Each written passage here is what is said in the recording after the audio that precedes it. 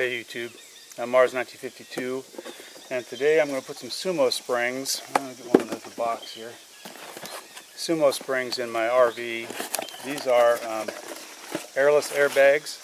These are the ones for the front. They replace the bump stop on this suspension. So they look like they're going to go in pretty easy. The front ones go in with one bolt. Got to take out the screw that holds the original in and then replace it with this. The back ones,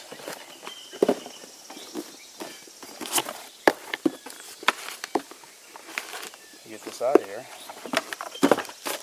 The back ones don't have a bolt to hold them in. They just have a bracket that clamps it like this, like so. And you've got to wedge this thing in there. It looks like they send it pre-greased for me.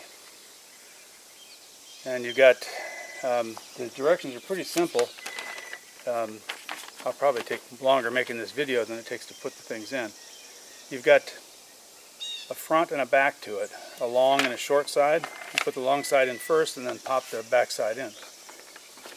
And you've got to raise your vehicle up high enough so that the springs are sagging, because this takes up all of the space between the axle and the bump stop. The normal bump stop is about half this tall.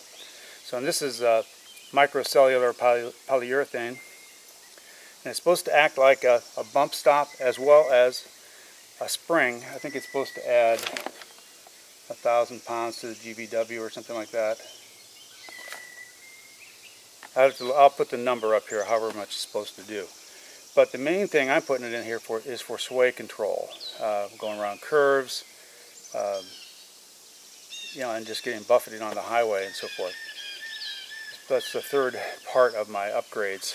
Put a Hellwig sway bar, Bilstein shocks, and now these. And hopefully it'll all be sweet when I'm done. Okay, let me show you what I'm up to. I have the RV up on blocks. This is the ramps that I made in another video. And I've got the front section of the ramp down here with the hydraulic jack on it, right at the jack point.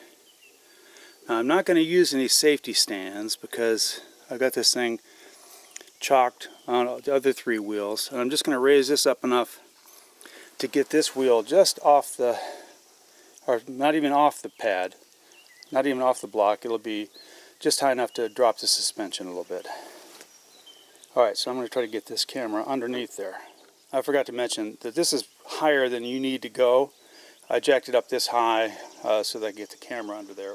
Alright, well you can see the way I have it blocked up and the jack is ready to go. It's not jacked up very far at all, really. And you can see the bumper stop up there. I'm going to try to get the tripod up in here so you can see. Right now the bump stop is pretty short, and the new one is going to actually touch the axle. Alright, I've got to change tripod.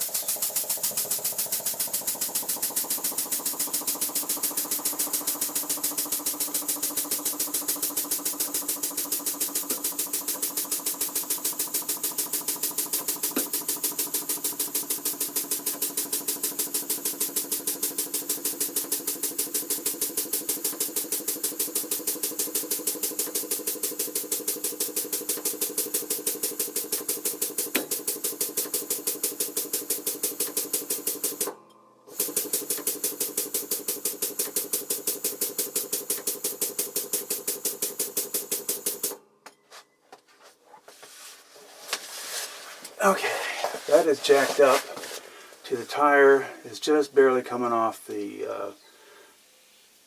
blocks, and you can see there's not a whole lot of spring travel there. I have to reposition the camera. So this is the best camera angle I can get. There's too much junk in the way. I'm going to lube up this back lip here with WD-40. Make it easier to get it out. I'm going to try to do it this way here, if I can get up in there. No leverage point there. No. Right here. So I should be able to pull that forward and down at the same time. There you go. What do you know? Sometimes things work. There we go. Hold on, I'll get the replacement. So here are the OEM and the replacement. Let's get it, we can see. You can see there's quite a bit of difference in size here. Now let's see if I can get it in. Now the long lip goes to the front. The long lip goes to the front. And see, it just barely clears, even with the springs all the way down. Doesn't clear really. I'm too far lifted up here. I have to reach too far. Okay, so that goes in there. Let's see if I can lube again here. The WD-40 is a good lubricant for the first couple days, but then it evaporates away. It makes a gummy residue, so it should help keep this in here actually.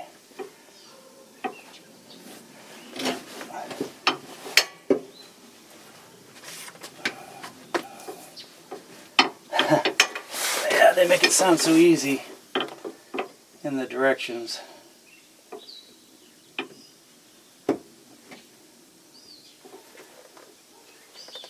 I need an extra pusher.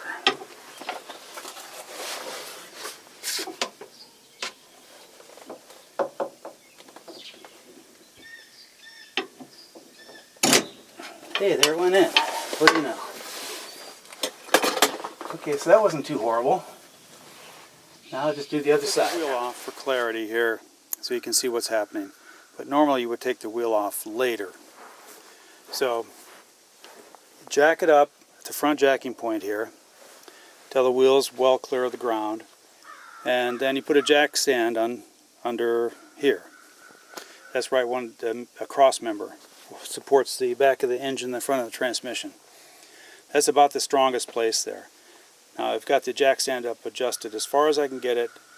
It won't go another click. So now I'm going to lower the hydraulic jack so that the jack stand is touching the frame, so that the jack stand and the hydraulic jack are sharing the load. Just let it down nice and slow. You want it to just touch. There you go. Now it's ready to start working. Okay, so this is the bumper pad right here. And it's held in. Let me show you here's the one I took out of the other side. It's got a 1/2 inch nut on there and a little stub that goes through a hole. It's pretty easy to get out. The hard part is getting the new one back in.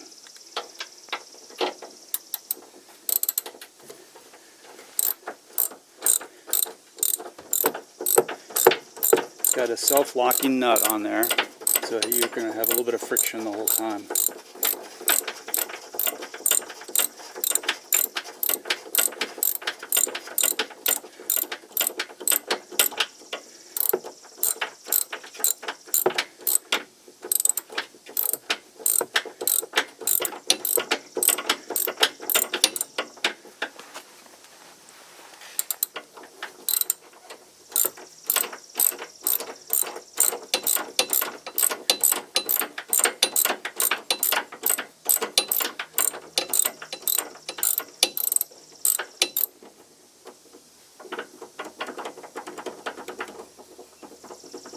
Come on out of there. There it goes. Okay, I'll speed that up.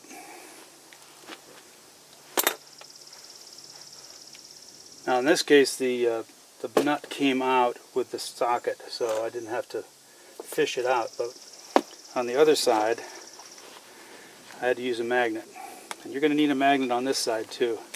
You can see this is the hole which you thread down through. You can hardly even see in there. You try to put the socket through, you can't see it. So I put a light on there the last time, a little cheap Harbor Freight light. Stuck it right about here, so it illuminates that cavity.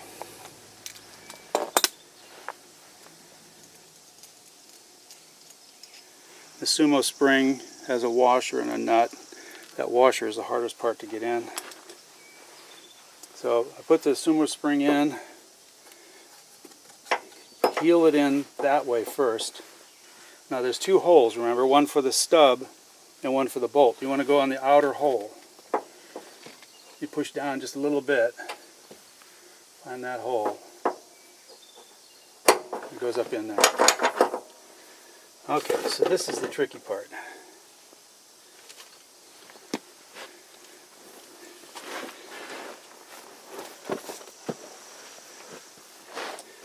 Got to get in here close. So I take the little magnetic screwdriver, hold the washer like that, and I can see up in there just barely. I guide the Sumo, make sure I'm in the right hole. Get it down through here. Slip that on the Sumo Spring. I might need this magnet here again. It won't fall down far enough to lose the washer. So now, to get this nut to stay in the socket, I put a dab of grease in there. It's a trick my dad taught me 100 years ago. We used to use axle grease, which you can't get anymore. Well, maybe you can. It's real stiff and stringy, and the nuts would stick to it really well. So you put your nut in there, and that grease will be just enough to keep it from falling out.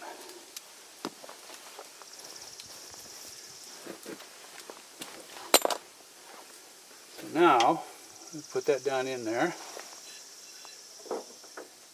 Get that Sumo Spring so I can see it. Oh, I messed up, I think. No, I didn't either. I did mess up though. I should have used a short socket to start it. On the other side, when I used the deep socket, as soon as I got the socket on the stud, it pushed the nut up in there and it wouldn't start. Because this is really deep, the nut will go up in. This is really deep, the nut will go up in too far. What are all these damn cars doing out here? But with the short socket, there's nowhere the nut can go. So you start with the short socket, get it started. Then you've got to switch to the deep socket.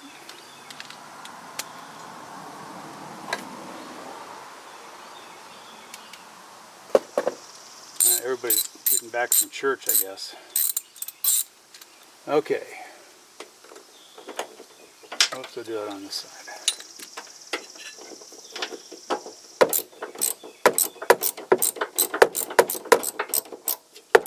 So this is really, pretty simple. A couple little things to know.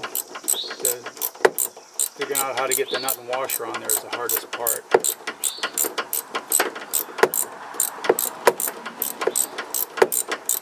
This will take forever too.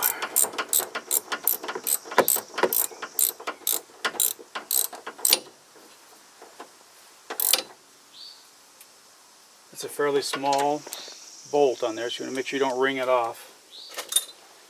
Alright, so the SumoSprings are installed. I'm going to put the wheel back on and let it down.